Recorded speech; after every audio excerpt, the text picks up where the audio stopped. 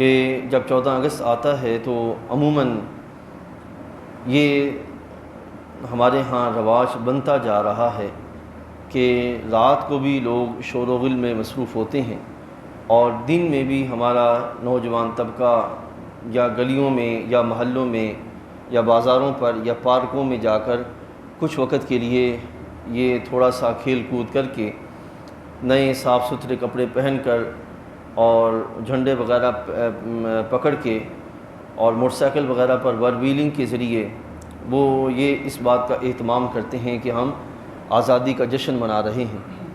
حالانکہ یہ ساری چیزیں وہ ہیں کہ جن کا دور دور سے جو اسلامی آزادی کا مفہوم ہے اس کے ساتھ کوئی تعلق نہیں ہے۔ یہ چیزیں فکری بیراروی کا شاخسانہ ہیں، اور ایسا لگتا ہے کہ ہماری قوم ساری کی ساری الا ماشاءاللہ چند ایک کو چھوڑ کر عقلی طور پر فکری طور پر بالکل مفلوج ہو چکی ہے، اور تربیت نہ ہونے کے سبب اور شعور نہ ہونے کے سبب وہ ایسا رستہ اختیار کر رہی ہے کہ جو رستہ آگے بند گلی کی طرف جاتا ہے، جس سے نہ پیچھے جانے کو رستہ ملے گا نہ آگے بڑھنے کو جو ہے وہ خبر ہوگی۔ تو اس لحاظ سے یہ از حد ضروری ہے کہ ہم یہ جو برائی ہمارے معاشرے میں سرایت کرتی جا رہی ہے اس کے سامنے بند باندھنے کا اہتمام کریں، اور وہ صرف ایک صورت میں ممکن ہے کہ ہم اپنے معاشرے کے اندر نوجوانوں کے درمیان، بزرگوں کے درمیان، جو والدین ہیں ان کے درمیان اسلامی جو شعور ہے اس کو عام کرنے کا اہتمام کریں۔ رب ذوالجلال جل وعلا کے کلام پاک سے میں نے جو آیہ کریمہ تلاوت کی ہے، اس میں رب ذوالجلال ایک آیہ کریمہ کے اندر یعنی کہ آیہ کریمہ نمبر 26 سورۃ الانفال میں اللہ تعالیٰ جل وعلا نے جو مسلم امہ ہے، مسلم قوم ہے، اس کو اللہ تعالیٰ جب اپنی بارگاہ سے علاقہ وطن عطا فرماتا ہے اور رزق حلال عطا فرماتا ہے اور قوت عطا فرماتا ہے، تو اب اس پر قوم کا طرز عمل کیا ہونا چاہیے، قوم کا انداز زندگی کیا ہونا چاہیے، وہ کس طرح آگے بڑھیں، اس کو اللہ تعالیٰ بیان فرماتا ہے۔ میں اس کو انتہائی اختصار کے ساتھ رکھوں گا۔ رب تعالیٰ فرماتا ہے بسم اللہ الرحمن الرحیم وَاذْكُرُوا، یاد کرو۔ اب یہاں وَاذْكُرُوا یہ جمع کا صیغہ ہے کہ سب کے سب، یعنی کہ اس معاشرے کے اندر جتنے بھی افراد موجود ہیں سب کی طرف خطاب کیا جا رہا ہے کہ تم سب جو ہیں وہ یاد کرو، ٹھیک ہے۔ یعنی کہ معاشرے میں جب آزادی ملتی ہے یا نعمت میسر آتی ہے من حیث القوم پورے معاشرے کو، تو یہ ایک دو فرد کو میسر نہیں آتی، بلکہ پورا معاشرہ جو ہے وہ اس نعمت سے مستفیض ہوتا ہے۔ لہذا پورے معاشرے کے لحاظ سے حکم دیا جا رہا ہے کہ وَاذْكُرُوا، سارے کے سارے یاد کرو۔ تو اس کا مطلب یہ ہے کہ اسلامی معاشرے کے اندر ہر فرد کو اسلامی تاریخ سے باخبر ہونا یہ ازحد ضروری ہے کہ تاریخ بتائے گی کہ کہاں ہماری کیفیت کیا تھی، کہاں ہمارے حالات کیا تھے، کہاں ہمارے معاملات کیسے تھے، کہاں ہمیں کیا اسباب میسر آئے کہ پھر آگے ہمیں جو ہے وہ اللہ تعالیٰ کے فضل سے وہ آزاد راہیں میسر آئیں۔ تو یہ رب تعالیٰ جل فرماتا ہے وَاذْكُرُوا۔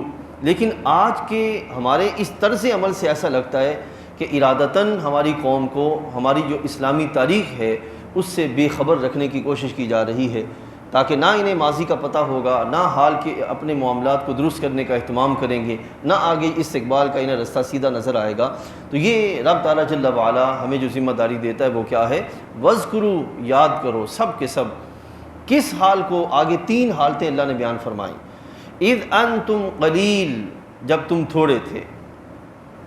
اب یہ اس وقت کی آیہ کریمہ اس وقت نازل ہوئی جب صحابہ اکرام رضوان اللہ علیہم اجمعین ہجرت کر کے مکہ مکرمہ سے مدینہ منورہ تشریف لائے، تو وہاں پر یہ آیہ کریمہ نازل ہوئی۔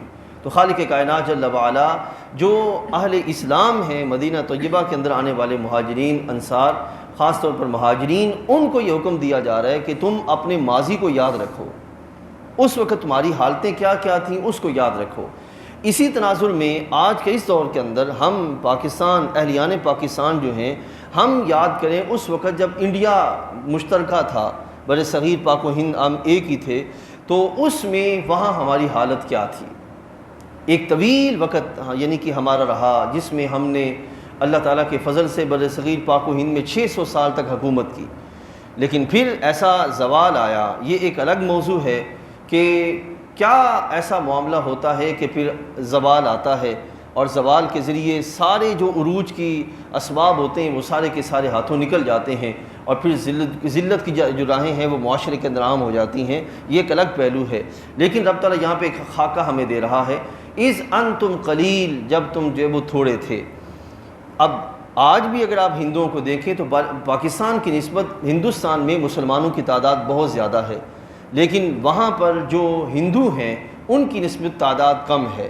ٹھیک ہے، تو اس وقت بھی کیفیت یہ تھی کہ ہماری تعداد جو ہے وہ کم تھی. رب تعالیٰ فرماتا ہے اذ انتم قلیل، جب تم تھوڑے تھے. ساتھ ہی دوسری جو حالت بیان کی جا رہی ہے وہ یہ ہے مستضعفون فی الارض، تم زمین میں دبے ہوئے تھے. اب یہ ایک لفظ ہے مستضعفین فی الارض، تم زمین میں دبے ہوئے تھے. اب اس پہ لفظ پہ غور کریں کہ زمین میں دبے ہوئے تھے، مراد یہ ہے کہ اس وقت جب ہمارا سن 1800 سے 1900 کے درمیانی جو فاصلہ ہے یہ دورانیہ ہے، اس پہ آپ غور کریں تو ہمارا اوپر کی سطح پہ کوئی بھی باقاعدہ نمایاں کوئی نام نہیں تھا.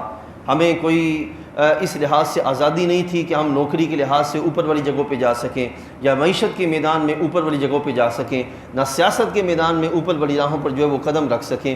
انتہائی گھٹیا اور نچلی درجے پر جو ہے وہ ہمیں رکھا جا رہا تھا. تو یہ رب تعالیٰ فرماتا ہے مستضعفین فی الارض، تم زمین میں دبے ہوئے تھے.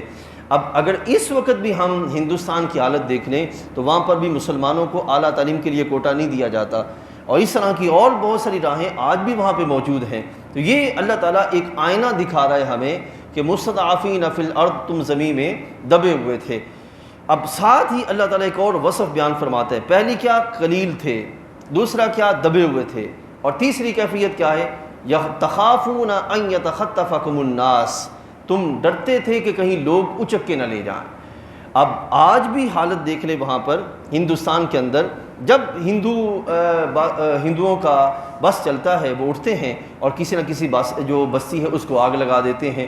جب ان کا دل کرتا ہے بڑھتے ہیں اور پوری نوجوانوں کے پورے مسلمانوں کے گروہوں کو جو ان کو ہاتھ لگے ان پر ظلم و ستم کی راہ جو ہے وہ کھولتے ہوئے نظر آتے ہیں.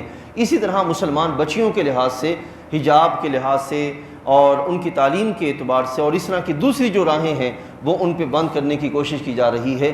تو یہ ہے رب تعالیٰ فرماتے ہیں تخافونا، تم ڈرتے تھے کہ کہیں لوگ تمہیں اچک کے نہ لے جائیں. اب یہ تین حالتیں اللہ تعالیٰ نے اس وقت بیان فرمائیں. ٹھیک ہے، تو رب تعالیٰ جل وعلا اس بات کی جو ہے وہ نشاندہی فرما رہا ہے کہ جو جب تمہیں نعمت میسر آ جائے تو تم اس دور کو مت بھولو. ہمارے بہت سے سیاستدان جو ہیں وہ بھول جاتے ہیں اس کیفیت کو کہ ہمیں پاکستان ہم نے کیوں حاصل کیا، اللہ کا یہ انعام ہم پہ کیوں ہوا، وہ بھول جاتے ہیں چونکہ ان کو پر جو ہے وہ سیاست کا خمار ہوتا ہے اور اس بات سے وہ نہیں سمجھ سکتے کہ جو ہے وہ اصل ہمارے اس وقت حقائق اور معاملات کیا تھے. وہ اپنی یاری دوستیوں کے سبب جو ہے وہ اپنے سلسلے بھول جاتے ہیں. رب تعالیٰ جل وعلا یاد رکھنے کی جو ہے وہ حکم دیتا ہے کہ ان راہوں کو یاد رہو کہ کہیں ایسا نہ ہو کہ تم پھسل کے پھر واپس اسی رستے پہ چل پڑو. اب یہ تینوں چیزیں جب بیان ہو گئی تو پھر آگے رب تعالیٰ فرماتا ہے فآواکم، ہم نے تمہیں ٹھکانہ عطا فرمایا. اب سوچیں یہ جو ایک لفظ ہے فآواکم، ہم نے تمہیں ٹھکانہ عطا فرمایا، اس ایک لفظ کے اندر اگر ہم دیکھنا چاہیں نا تو ساری کی ساری تحریک پاکستان اس میں بند ہے.